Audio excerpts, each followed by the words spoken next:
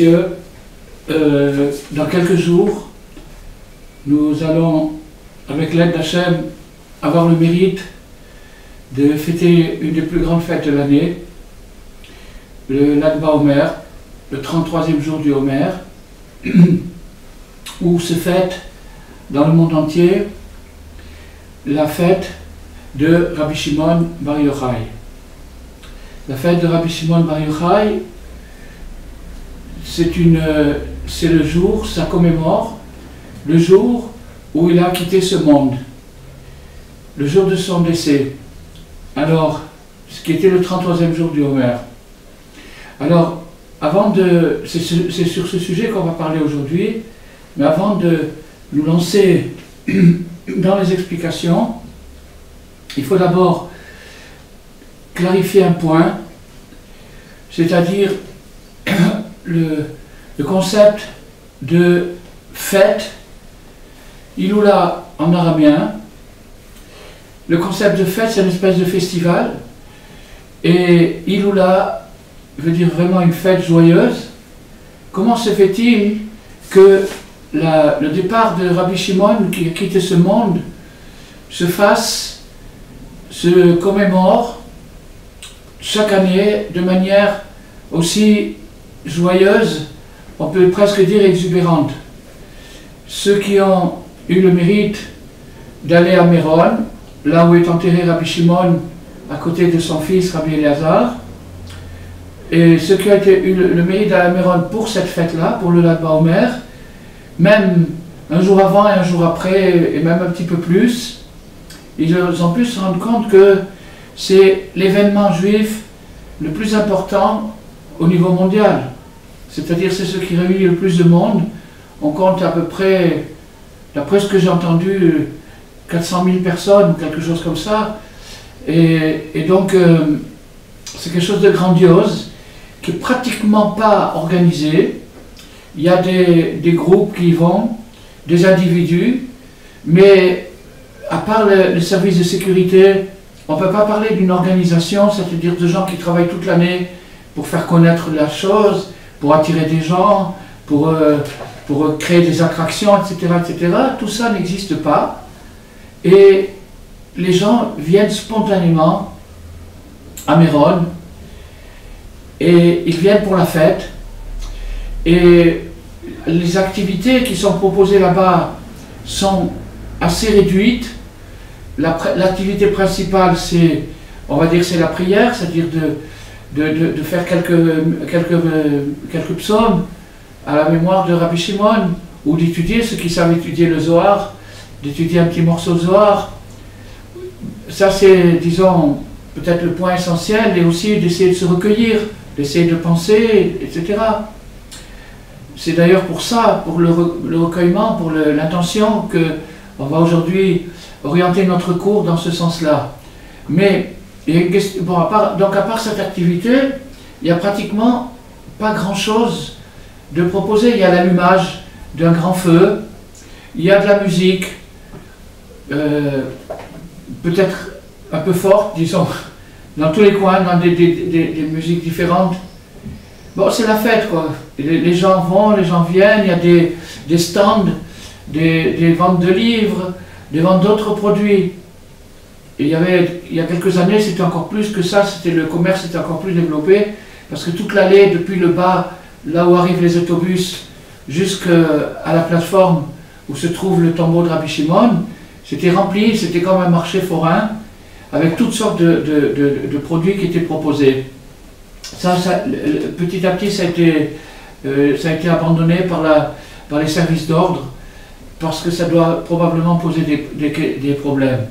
À part ça, tous les environs de Méron sont envahis par des campeurs, et donc il y a des tentes et des choses comme ça. Il y a des gens qui habitent à Tzfat, il y a des gens qui prennent une chambre d'hôtel à Tiberia, etc.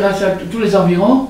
Et il y a aussi, bien sûr, les chambres qui sont proposées par l'habitant à des prix exorbitants, parce que c'est une fois par an, donc il y a des gens qui arrivent d'Amérique et qui peuvent payer jusqu'à 2000, 3000 dollars pour la nuit, à tel point. Donc, c'est la grande fête. Et donc la question qui se pose C'est une question fondamentale. Comment se fait-il que nous fêtons la disparition du tzaddik, d'un très grand maître du peuple juif, un des plus grands maîtres, on peut dire parmi les plus grands géants qu'il y a eu dans le peuple juif, dans la pensée, dans l'action et surtout dans la perpétuité. Donc comment se fait-il que ce jour-là devrait normalement être un jour triste, un jour de deuil, où nous pleurons sur la disparition de cette grande lumière qui a disparu, qui s'est éteinte dans la nuit des temps. Et au lieu de ça, c'est tout à fait le contraire. C'est une fête exubérante, comme on a dit, c'est une fête populaire au sens le plus noble du terme, c'est-à-dire qu'on y retrouve toutes les variétés que le peuple peut contenir aujourd'hui, c'est-à-dire des plus avancés dans leurs études, à ceux qui ne savent rien du tout, et même ceux qui ne font rien du tout, mais qui viennent quand même parce qu'ils ont senti un appel. Et cet appel n'est pas une fiction, c'est une réalité. Il y a dans le cœur de chacun quelque chose qui nous attire et qui nous appelle vers cette grande lumière. Donc maintenant la question que j'ai posée, c'est donc comment se fait-il que on fasse une fête joyeuse pour un événement qui devrait peut-être nous attrister? Alors, la réponse est la suivante. La Gemara nous dit que les justes ne meurent jamais. La mort, c'est une impression, c'est-à-dire que quand une âme se sépare d'un corps, on appelle ça la mort clinique. Mais en réalité, la partie immortelle de l'âme, de l'homme, excusez-moi, c'est l'âme, et l'âme ne meurt pas. De même qu'elle provient de l'éternité, elle retourne vers l'éternité, avec bien entendu des passages différents, suivant la personne, suivant les mérites, suivant ce que la personne a réussi à accomplir dans ce monde. Mais le tzaddik, le juste, non seulement ne meurt pas, mais il est plus efficace dans l'autre monde que quand il est ici. Pourquoi? Parce que quand il est ici, parmi nous, il est limité par son corps. Il est limité par les contingences du temps et de l'espace qui limitent son expression. Il ne peut s'exprimer que d'une façon limitée par le temps et l'espace, et ça, c'est pour lui un très grand frein. Comme Rabbi Nachman qui a dit qu'il se réjouit quand il a senti qu'il allait quitter ce monde, il se réjouit parce qu'il a dit qu'il y a beaucoup de choses qu'il ne pouvait pas atteindre à cause des limites physiques de l'existence humaine. Mais quand on passe de l'autre côté, où on est libéré du corps, il n'y a plus cette entrave, on n'est plus lié ni par le temps, ni par l'espace. Celui qui a eu ce mérite, une grande âme, peut alors voyager, circuler entre les époques et entre les continents sans aucune limite et frontière. Donc ça, c'est ce qui se passe. Et donc le tzaddik, le juste qui quitte ce monde, rentre dans un registre supérieur en capacité, c'est-à-dire que l'expression de son âme va pouvoir être beaucoup plus élargie, beaucoup plus étendue. Et donc, il est content de ça. Et de plus, il va pouvoir s'occuper des vivants. La Gemara nous dit que s'il n'y avait pas la prière des morts pour les vivants, on ne pourrait même pas supporter la vie dans ce monde. Ce qui nous permet de supporter la vie dans ce monde, c'est qu'il y a des tas d'âmes, de tzadikim, de justes, même pas nécessairement les plus grands, même des gens simples qui ont quitté ce monde et qui prient pour nous de l'autre côté. Bon, donc le tzaddik prie pour nous et il est efficace, il peut circuler à travers le temps et l'espace, etc. Mais il y a un problème.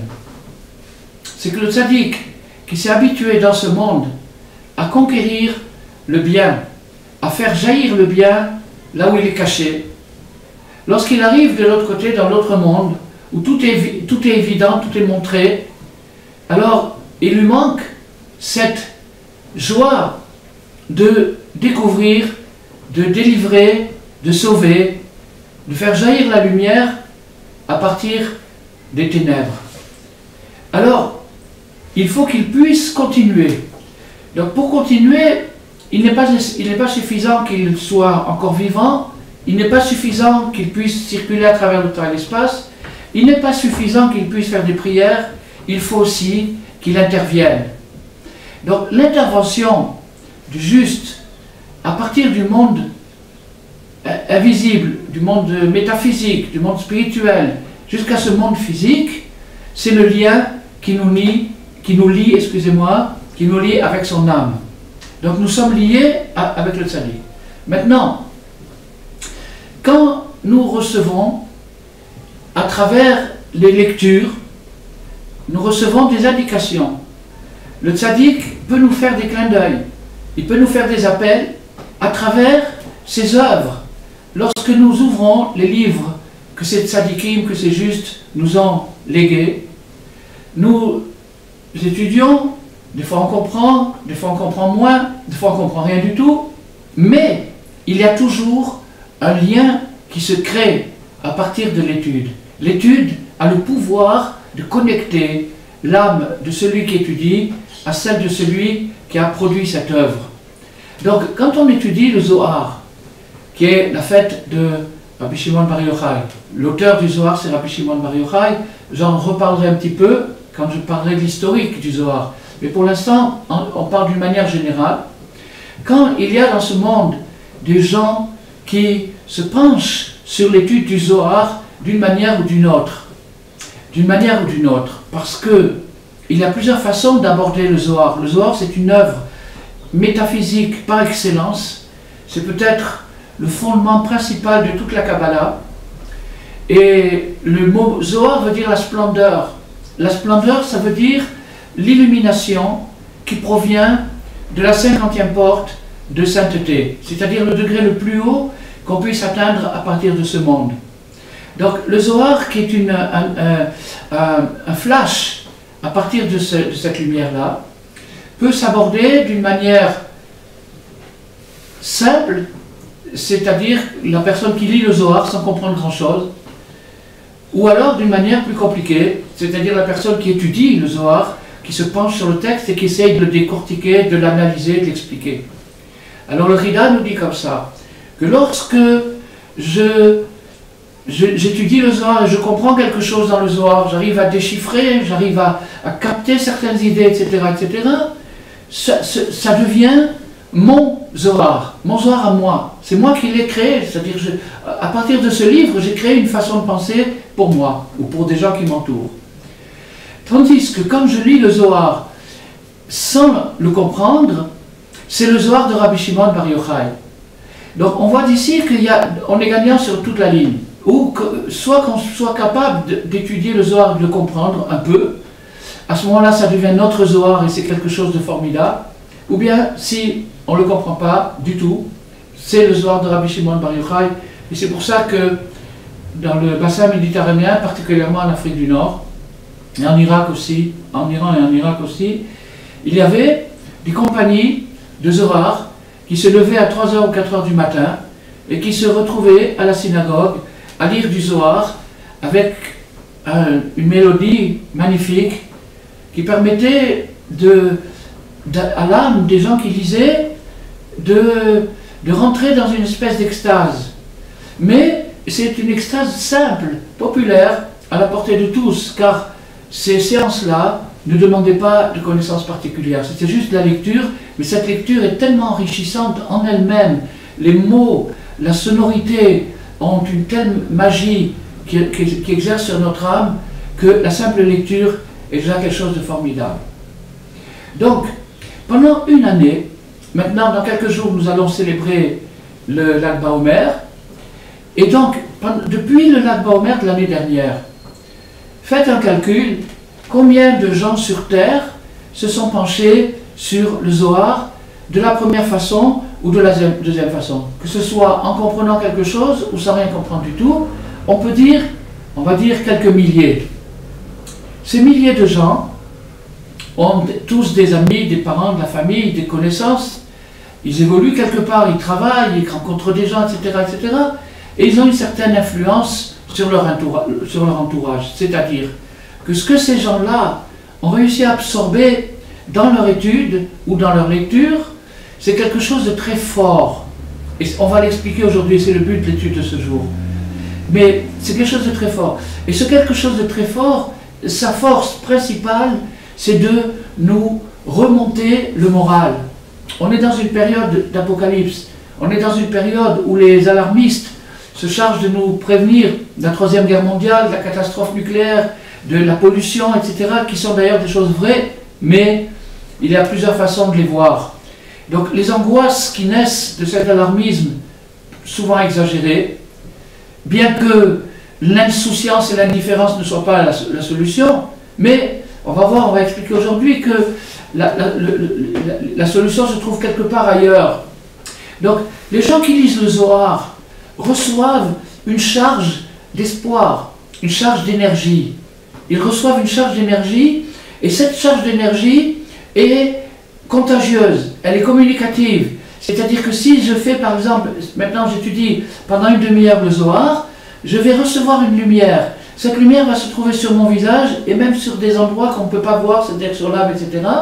Et quand je vais sortir, je vais évoluer, etc., je vais d'une certaine façon, à ma manière, refléter, rayonner la lumière intérieure que j'ai captée dans le Zohar. Et donc, pendant le courant d'une année, si on fait maintenant la pyramide, des gens qui connaissent, quelqu'un qui connaît, quelqu'un qui connaît, qui connaît, qui connaît, quelqu'un qui a étudié le Zohar, on va voir que la lumière de Rabbi Shimon Bar Yochai s'est répandue sur des centaines de milliers de personnes sans le savoir. Mais Rabbi Shimon, il le sait. Pourquoi? Parce qu'il a des actions, surtout ces profits qui se font, le profit spirituel, bien sûr, je parle au sens figuré. Donc le profit spirituel qui est fait, qui est accompli par le mérite du Zohar, parce qu'il y a des gens qui ont étudié le Zohar, et ils ont intériorisé d'une manière ou d'une autre cette lumière, puis ils l'ont reflétée et rediffusée à leur tour, ça passe sur l'acquis de Rabbi Shimon Bar Yochai. Mais, rassurez-vous, Rabbi Shimon Bar Yochai est loin d'être un commerçant, c'est un maître spirituel d'une grandeur qu'on ne peut pas imaginer. Et ce qui l'intéresse, ce n'est pas de gagner, même pas des mitzvot, de gagner encore du paradis, de gagner encore des mitzvot. D'ailleurs, il n'a pas besoin de ça. Ce qui l'intéresse, c'est quoi? C'est que grâce aux gens qui sont sur terre, et qui grâce à lui, se rapprochent de Dieu, se rapprochent d'eux-mêmes, retrouvent un sens à leur vie, retrouvent un espoir, une raison de se lever le matin, une raison d'être, grâce à ça, Rabbi Shimon devient encore plus grand. Il devient plus grand que l'année dernière. Le Rabbi Shimon que nous allons fêter bientôt, c'est un autre Rabbi Shimon, ce n'est pas celui de l'année dernière. C'est celui de l'année dernière, plus tous les acquis qui ont été faits grâce à lui pendant l'année qui s'est écoulée. Donc ça veut dire quoi? Ça veut dire que le Rabbi Shimon qu'on va fêter dans quelques jours est beaucoup plus grand que celui de l'année dernière, et la différence entre les deux, c'est ce qui a été fait, ce qui a été accompli concrètement dans ce monde grâce à sa lumière. Alors ça, c'est le sens de la fête. C'est ça que nous fêtons. Pourquoi? Non pas pour glorifier Bar Yochai, pour chanter Bar Yochai et le glorifier, danser, etc. Ça, c'est quelque chose de merveilleux. C'est un instrument, c'est quelque chose qui permet de l'exprimer, de le vivre plus profondément, de le vivre dans son corps même. Mais c'est pas ça. C'est que maintenant, la puissance qu'avait Rabbi Shimon l'année dernière d'aider tous les gens qui se penchaient sur son livre, cette puissance est accrue. Elle a grandi grâce à tout ce qu'il a reçu, grâce à tout ce qu'il a acquis, grâce à nos efforts. Grâce aux efforts qu'on aura fournis par l'étude de son livre, eh bien, cette force-là nous aura permis de résister à ceci, de résister à cela, d'acquérir quelque chose de plus, de conquérir quelque chose de plus. Tout ça va se traduire par des bonnes actions. Et ces bonnes actions produisent une énergie spirituelle extraordinaire. Pourquoi extraordinaire? Parce que plus la période est noire, plus la lumière est grande. Ça, c'est aussi un des principes du Zohar. Plus la période est sombre, obscure, comme la nôtre, plus la lumière qu'on arrive à y révéler, malgré tout, malgré l'obscurité, cette lumière est importante jusqu'à ce qu'elle se transformera en Mashiach. En attendant, chaque année, le tzaddik grandit. et sa grandeur, c'est-à-dire la croissance, la différence qu'il y a entre l'année dernière et cette année, c'est son pouvoir accru de pouvoir aider des gens encore plus paumés, des gens encore plus perdus. L'année dernière, disons, il arrivait à récupérer tel ou tel détraqué. Et bien cette année, il va sauver des détraqués encore plus détraqués. Il va aller plus bas, il va descendre encore plus bas pour aider des gens encore plus misérables. Alors ça, c'est quelque chose de formidable et c'est quelque chose qui mérite d'être fêté et qui mérite aussi d'être un peu expliqué.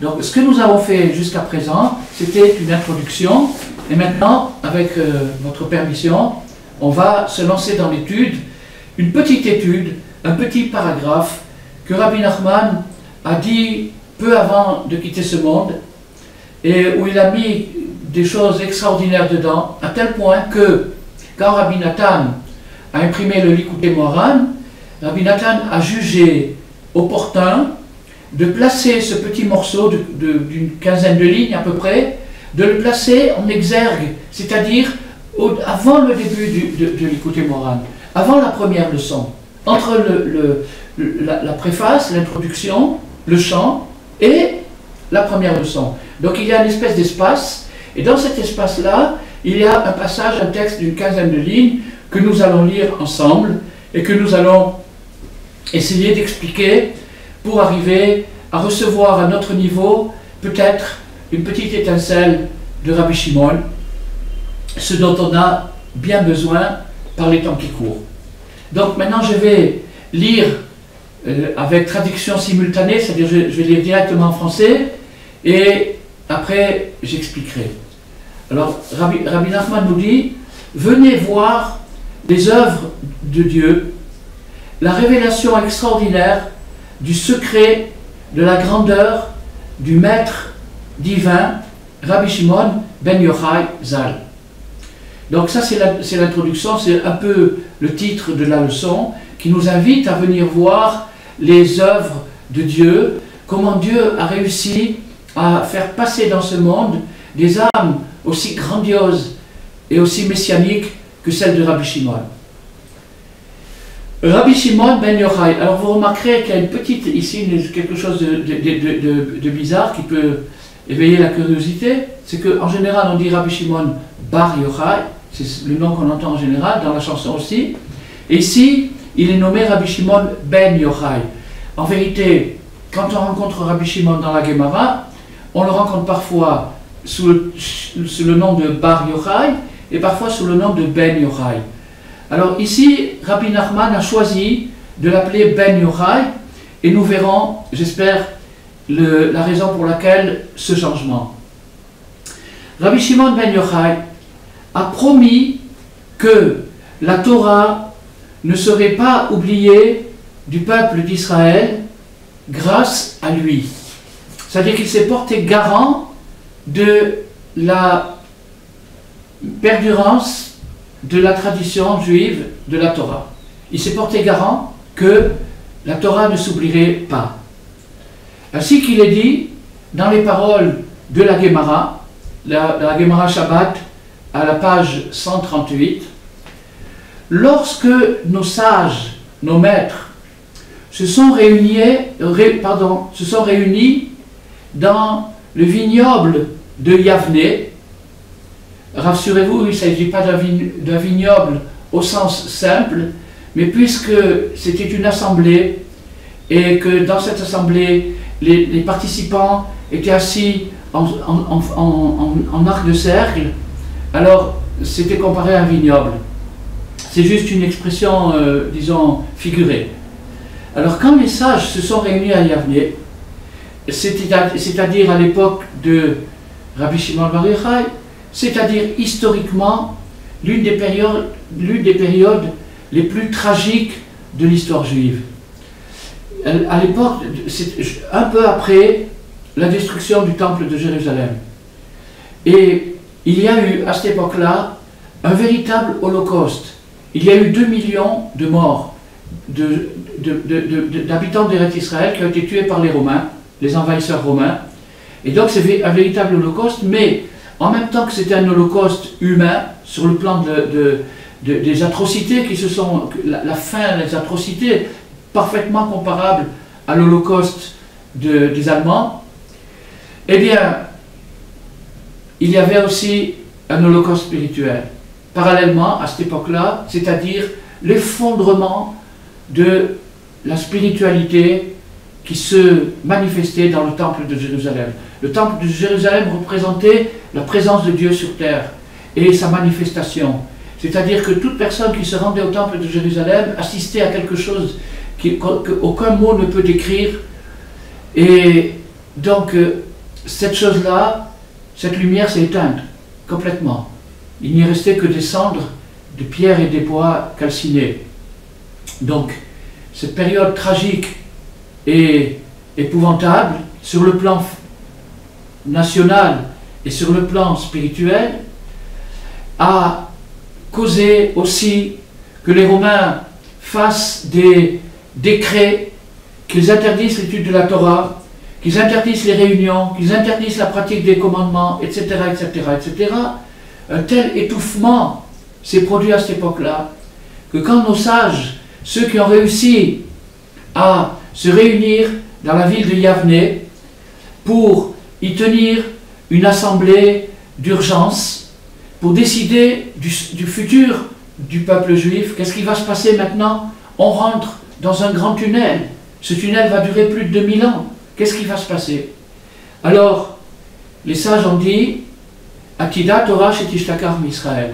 Ils ont tiré de leur réunion une conclusion foncièrement pessimiste, c'est-à-dire, la Torah finira par s'oublier. Voilà ce que les sages, qui étaient des géants, les géants du Talmud, des Tanaïm, ces sages ont conclu, après leur réunion, d'après les signes évidents de ce qui se produisait sous leurs yeux en temps réel, eh bien, d'après ça, il n'y avait aucune chance que d'ici quelques années, peut-être 100 ans, 200 ans, 300 ans, 1000 ans, puis la Torah finirait par s'oublier. Voilà ce qu'ils ont conclu à l'assemblée de Yavne. Mais Rabbi Shimon Bar Yochai a dit que la Torah ne s'oubliera pas. Donc il est en discussion, en dispute même, en contradiction avec les sages de Yavne. Les sages de Yavne, encore une fois, ce sont des géants, des Tanaïm. Et on sait que quand il y a une majorité, c'est toujours la majorité qui l'emporte. Et ici, Rabbi Shimon Bar Yochai, qui d'ailleurs n'était pas nécessairement présent à l'assemblée, mais qui a pu en entendre parler, ou bien peut-être qu'il était présent, ça la Gemara ne nous le dit pas. En attendant, Rabbi Shimon Bar Yochai s'est élevé, il a dit « Chaz v'shalom » qu'à Dieu ne plaise, la Torah ne s'oubliera pas. Voilà ce qu'il a dit. Alors, on a ici une dispute typique et classique entre deux opinions complètement différentes. Et vous savez que quand il y a une dispute de ce genre, la Torah nous rassure. Elle nous dit « Elo ve'elo divrei Elokim chayim ». Les deux ont raison. Les deux parlent au nom de Dieu. Donc les sages qui ont dit que la Torah finira par s'oublier, ils ont raison. Rabbi Shimon Bar Yochai, qui dit qu'elle ne s'oubliera pas, lui aussi il a raison. Bon, alors là c'est absolument incompréhensible. Qu'est-ce qui se passe? C'est l'un ou l'autre qui a raison. Ou la Torah s'oubliera, ou elle ne s'oubliera pas. Comment on peut dire que les deux choses opposées sont possibles en même temps? Alors maintenant, nous qui sommes aujourd'hui, après 2000 ans de cette assemblée, à nous de répondre à cette question, de dire qui a raison? Est-ce que c'est les sages? Est-ce que c'est Rabbi Shimon? Est-ce que c'est les deux? Est-ce que c'est aucun d'eux? Qu'est-ce que c'est que ça? Alors, Rabbi Shimon Bar Yochai, suivant la coutume talmudique, a apporté une preuve à ces paroles. Les sages aussi d'ailleurs, entre parenthèses, mais Rabbi Nachman n'a pas cité la preuve des sages. La preuve des sages, la preuve que les sages ont apportée, elle est rapportée dans la Gemara. Les sages, ils ont dit qu'il va y avoir un tel oubli de la Torah que quand il y aura une dame qui voudra poser une question d'Halacha, une question rabbinique, pour savoir si cette chose-là est possible ou pas possible, elle ira dans les maisons d'études, elle ira dans les yeshivot, et il n'y aura personne pour la renseigner. Donc ça s'appelle que la Torah a été oubliée. On voit qu'elle n'a pas été complètement oubliée, puisque cette dame, elle pense encore à poser la question. Il reste quelque chose. Mais la réponse, pas de réponse, puisque la Torah a été oubliée d'après les sages. Et ces sages s'appuient sur Tsephania, sur une prophétie qui est absolument authentique et réelle. Donc ils ont une preuve qu'ils ont sorti de Tsephania. Rabbi Shimon Bar Yochai, lui, nous amène une autre preuve. Et la preuve de Rabbi Shimon Bar Yochai vient du Chumash, de la Bible, du Pentateuque, où il est dit Kilotishakar pipi zaro. Il est dit, Moïse, 1000 ans avant Rabbi Shimon, a déjà dit non, la Torah ne s'oubliera pas, elle ne quittera pas sa descendance. Kilotishakar pipi zaro, car elle ne s'oubliera pas de la bouche de sa descendance. Ça veut dire que la Torah ne s'oubliera pas. Alors bien entendu, on peut poser la question élémentaire, évidente. Est-ce que les sages ignoraient ce verset? Et est-ce que Rabbi Shimon ignorait le verset des sages? Sûrement pas. Les deux savaient les choses. Mais eux doivent obéir à leur inspiration. Chaque sage a une inspiration particulière. Il reçoit du ciel des indications, des réponses, et il doit être fidèle à ce qu'il capte. Et c'est ça qu'il doit nous transmettre. Il nous transmet ce qu'il capte, et non pas, c'est pas basé ni sur la logique, ni sur une pression quelconque. C'est sur ce qu'il a reçu avec sa connexion avec Dieu. Donc Rabbi Shimon Bar Yochai a reçu un message, la Torah ne s'oubliera pas. Tandis que les sages ont reçu un message, la Torah finira par s'oublier. Donc on est encore perplexe, on sait pas, on voit que les deux ont raison, c'est-à-dire que les deux amènent des preuves, mais on n'est toujours pas éclairé, ni fixé sur la conclusion finale. Qu'est-ce qu'il faut conclure de tout ça? Alors, Rabbi Nachman, ici, ouvre le Zohar. Il ouvre le Zohar et il nous dit, il est écrit dans le Zohar, c'est avec cet ouvrage, ce livre-là, c'est-à-dire le livre du Zohar, qui est le livre du Zohar, qu'ils sortiront de l'exil. Le peuple juif sortira de l'exil grâce à ce livre-là. Donc quand Rabbi Shimon a écrit ce livre, le livre du Zohar, il a écrit dans le livre lui-même, il a dit, regarde, ce livre-là, le livre que tu as entre les mains maintenant, c'est grâce à ce livre que le peuple juif finira par s'affranchir, par sortir de l'exil. Donc ça veut dire quoi? Ça veut dire que les sages ne peuvent faire une affirmation que lorsqu'ils sont capables de la prouver parce qu'ils l'ont vécu. Ça fait partie de leur vécu personnel, d'une manière négative ou d'une manière positive. Les sages, l'ensemble, la majorité des sages qui a vu la prolongation de l'histoire, comment les choses vont se développer jusqu'à un aboutissement fatal, leur inspiration c'est de dire la Torah finira par s'oublier. Tandis que Rabbi Shimon, lui, il a non seulement vu que la Torah ne s'oubliera pas, mais il a vu qu'elle ne s'oubliera pas grâce à lui. C'est grâce à lui, grâce à Rabbi Shimon, que la Torah ne s'oubliera pas.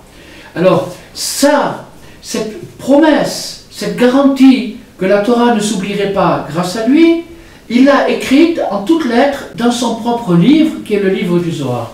Bon, un petit historique pour nous rafraîchir la mémoire. L'historique, c'est que le livre du Zohar n'est apparu dans notre société que en l'an 1280, dans la ville de Tulitula, en Espagne. Alors, sa provenance n'est pas très claire. Certains disent qu'il a été trouvé dans un coffre, dans une île lointaine, où un roi a trouvé un coffre avec des manuscrits qu'il n'arrivait pas à déchiffrer, et que ces sages lui ont dit, ça c'est l'écriture des Juifs, et ce roi aurait dit, eh bien, alors, où habitent les Juifs? Ils ont dit, principalement en Espagne, eh bien, portez-leur, c'est à eux, apportez-leur ces coffres-là, et les coffres seraient arrivés à Tulitula, entre les mains de Rabbi Moshe d'Iléon.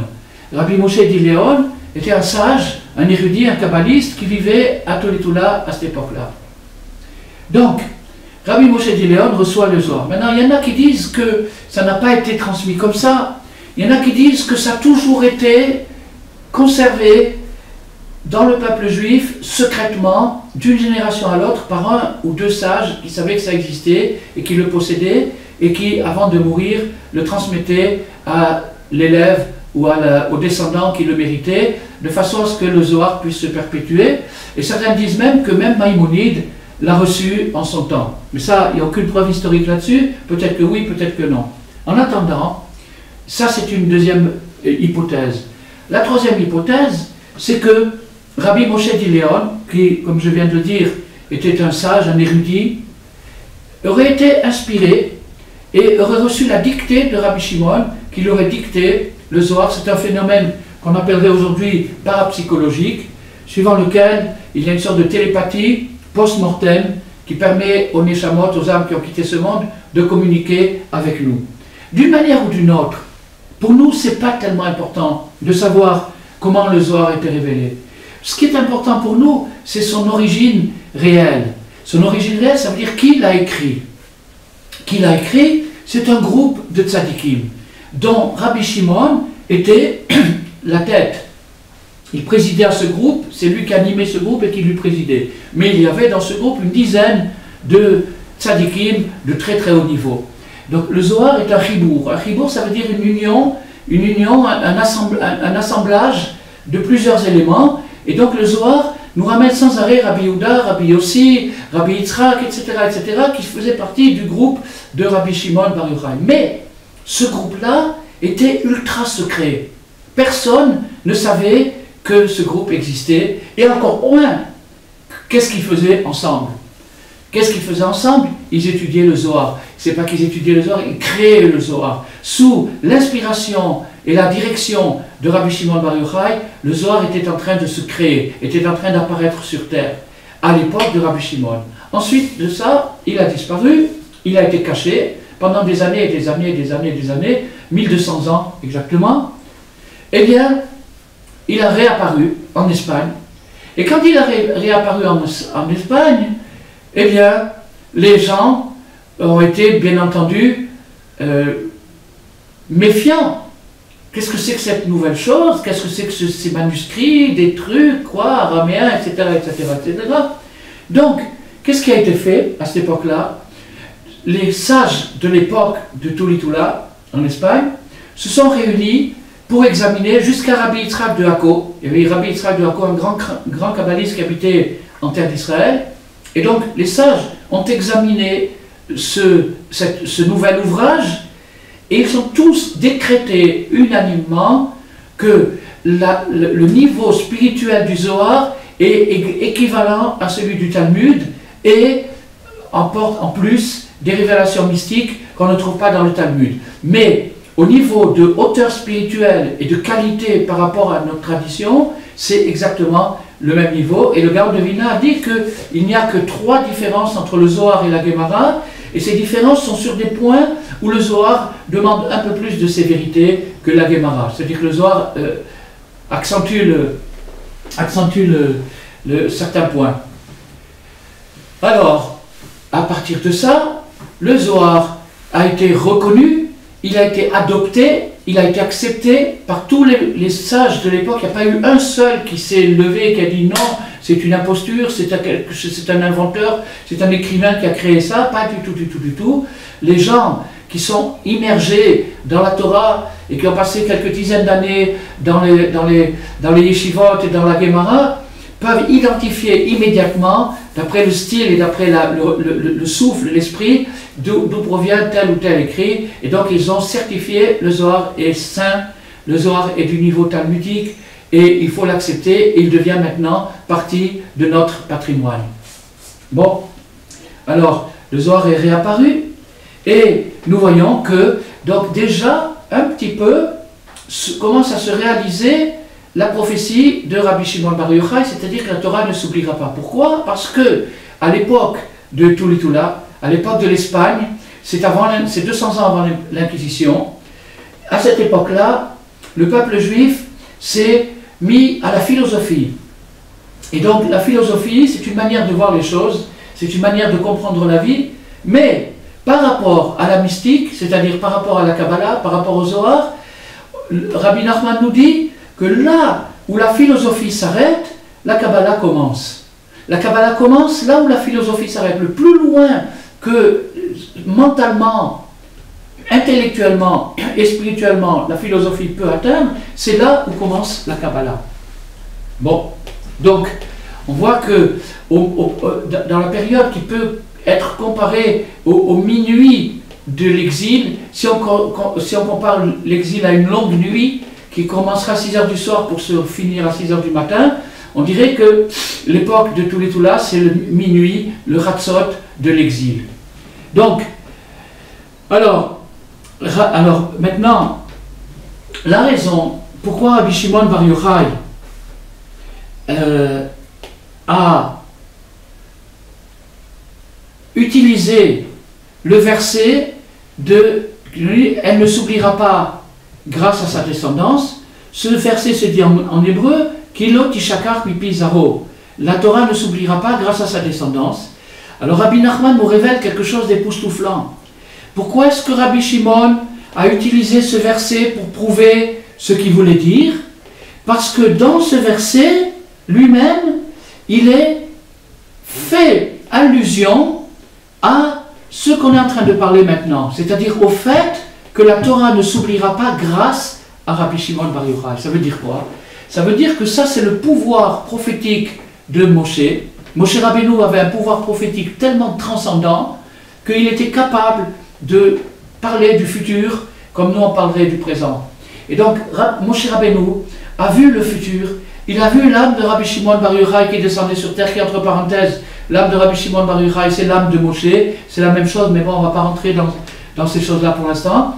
Donc, il a vu ça, il a vu comment Rabbi Shimon Bar Yochai viendrait sur terre, et comment il écrirait le Zohar, et comment grâce à ce Zohar, la Torah ne s'oublierait pas. Et quand il a écrit, quand Moshe Rabbeinu a écrit sa prophétie, et qu'il a dit que le Zohar ne s'oublierait pas, il a fait allusion à Rabbi Shimon. Comment il a fait allusion à Rabbi Shimon?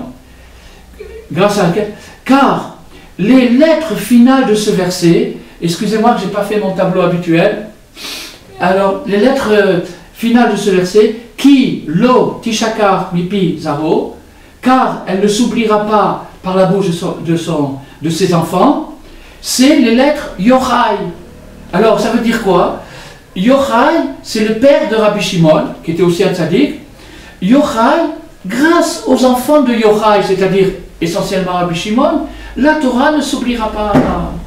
Ça veut dire que Moshe Rabbeinu a prévu qu'il va venir un sage qui s'appellerait Rabbi Shimon et qui serait le fils de Yochai. Alors Moshe Rabbeinu a réussi à habiller par jeu de lettres finales. Il y a les initiales et il y a les finales. Vous savez que quand un verset commence par des lettres, on peut les assembler et des fois trouver des indications. C'est au moins un remède, c'est au moins une allusion. Ou bien par les lettres finales, ou bien par les intervalles. Il y a encore beaucoup de codes dans la Torah. La Torah n'a pas encore été découverte. Le Baal Shem Tov, il a dit Torah Hashem Temima Meshivat Nafesh.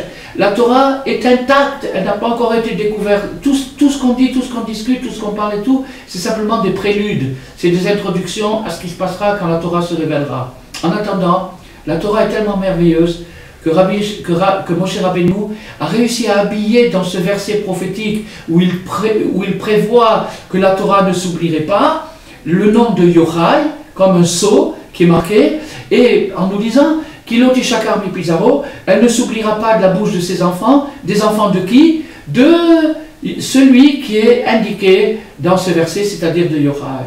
C'est-à-dire que grâce aux enfants de Yochai, la Torah ne s'oubliera pas.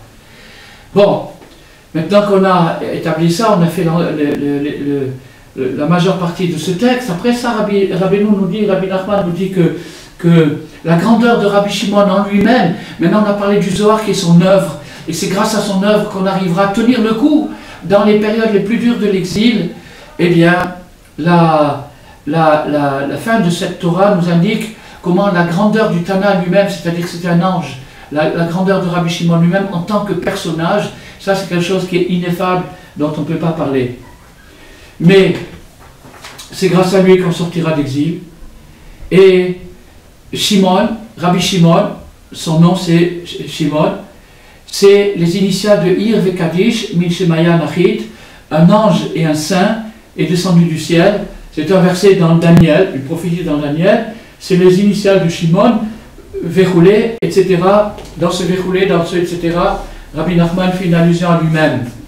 Pourquoi il fait une allusion à lui-même? Je vous ai promis tout à l'heure de dire pourquoi on disait ici Rabbi Shimon ben Yochai et pas Bar Yochai, parce que si vous faites la valeur numérique de Rabbi Shimon ben Yochai, vous obtenez exactement le même chiffre que Rabbi Nachman ben Simcha. Donc il y a un lien spirituel entre Rabbi Shimon ben Yochai et Rabbi Nachman ben Simcha, et ce lien spirituel, c'est ce que Rabbi Nachman a voulu nous indiquer, tout en nous faisant passer un message que grâce à ce Zohar, grâce à ce livre, qui veut dire le Zohar, et le Likutei Moharan, qui en très grande partie est basé sur le Zohar, est une prolongation du Zohar avec des innovations. C'est grâce à ça qu'on va tenir le coup jusqu'à la fin. Et maintenant, pour terminer, je vais répondre à la question que j'ai posée tout à l'heure. Comment est-il possible que les deux disent le contraire et qu'ils aient raison tous les deux? Alors écoutez cette explication extraordinaire de Rabbi Nathan. Rabbi Nathan qui a pris ce morceau, le petit morceau qu'on a étudié, il a analysé, il a expliqué, il a donné une explication extraordinaire. Il a dit comme ça: il existe 10 paroles, le monde a été créé par 10 paroles. Au début de la création, Dieu a dit 10 fois que ceci existe, que la lumière soit, qu'il y ait des végétaux, qu'il y ait des animaux, qu'il y ait l'homme, etc., etc.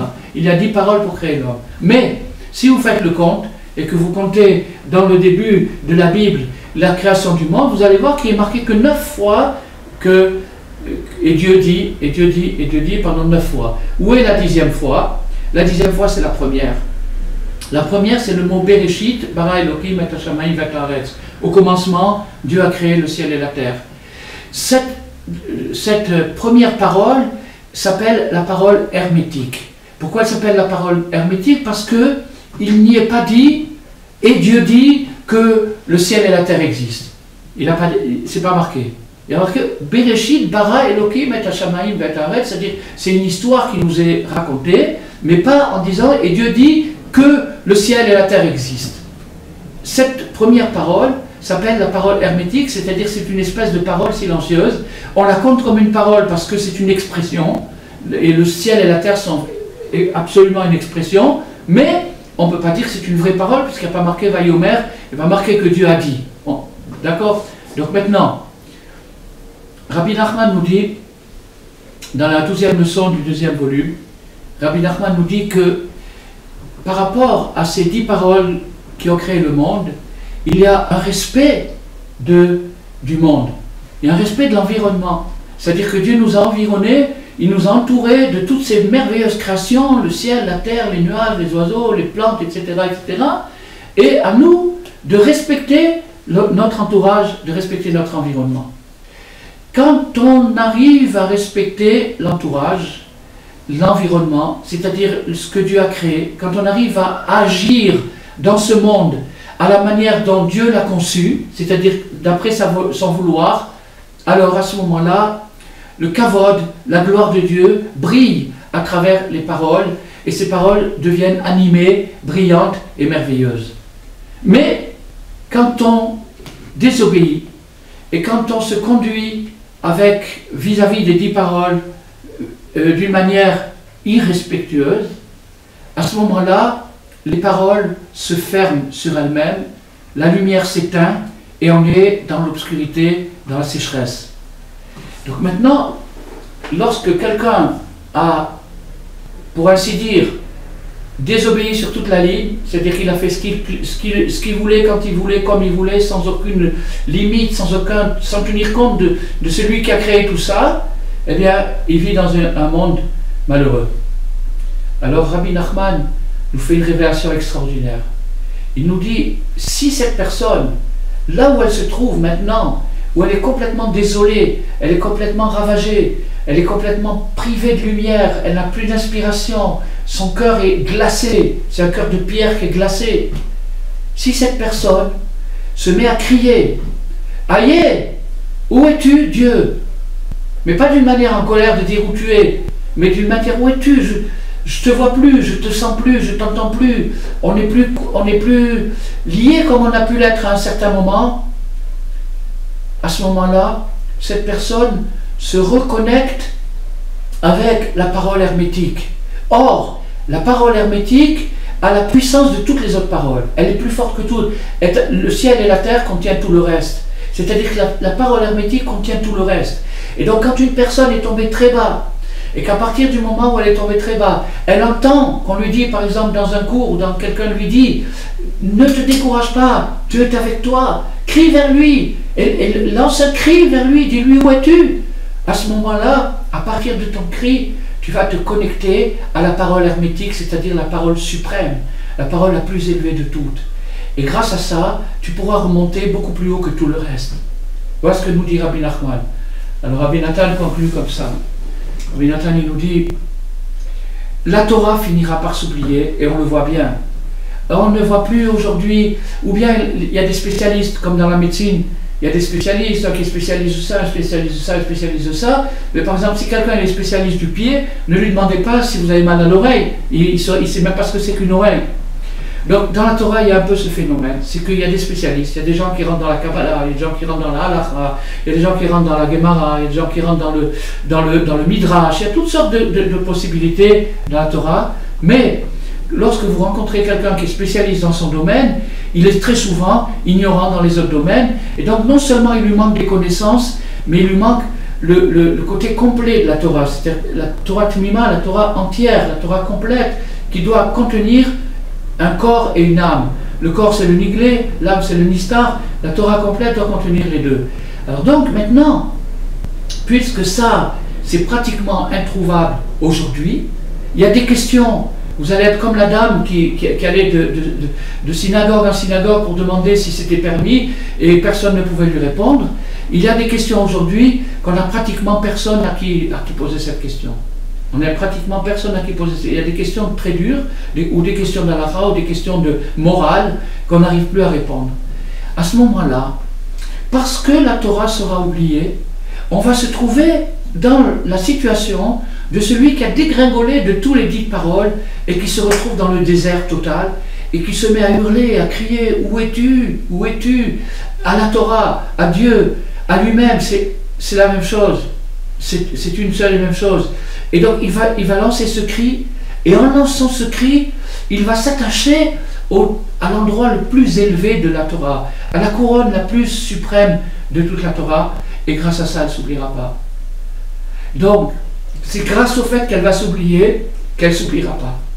Et c'est quelque chose d'extraordinaire, parce que c'est vraiment notre époque. Si on nous demandait si maintenant il y avait un martien de l'époque d'il y a 2000 ans qui venait et qui atterrissait sur Terre, il nous disait, alors, vous, les gens du 21e siècle, qu'est-ce que vous en pensez? C'est les Chachamim qui avaient raison ou c'est Rabbi Shimon qui avait raison? On lui dirait, les deux, mon cher ami, les deux avaient raison. Les Chachamim avaient raison parce qu'on est aujourd'hui, au point de vue spirituel, dans un degré très bas, mais grâce au fait qu'on est dans un degré très bas, ceux qui réussiront à comprendre que dans le pire peut se trouver le meilleur, ceux-là monteront beaucoup plus haut que tout ce qui a été fait dans les autres générations. Et maintenant, ça boucle notre étude, c'est grâce au Zohar. C'est ça que nous enseigne le Zohar. Vous croyez que le Zohar nous parle des sphères et des trucs, de la Kabbalah et des... Non, pas du tout, du tout. Ce que le Zohar il veut, c'est que les gens les plus paumés, les derniers de la diaspora, ceux qui viendront juste avant le Mashiach, qui est la période la pire, que ceux-là continuent à espérer et qui reprennent le moral et qui reprennent le courage. Et alors à ce moment-là, on fermera la boucle et à ce moment-là, on fera jaillir le meilleur à partir du pire. La pire période de l'histoire, c'est celle qui nous attend, ou celle qu'on commence à vivre maintenant et qui nous attend, mais ça sera aussi la meilleure parce que ça sera celle grâce à laquelle Mashiach pourra se révéler. Et tout ceci, grâce au mérite de Rabbi Shimon Bar Yochai, grâce au mérite de Rabbi Nachman qui nous rappelle tout ça. Et donc, je souhaite à chacun et à chacune de recevoir, de penser à ça le jour de l'Alba Omer, si c'est possible, de se rappeler un petit peu de ce qu'on a étudié aujourd'hui, et grâce à ça, avec un cœur simple et tout, de recevoir une étincelle de Rabbi Shimon Bar Yochai. À bientôt et une grande réussite.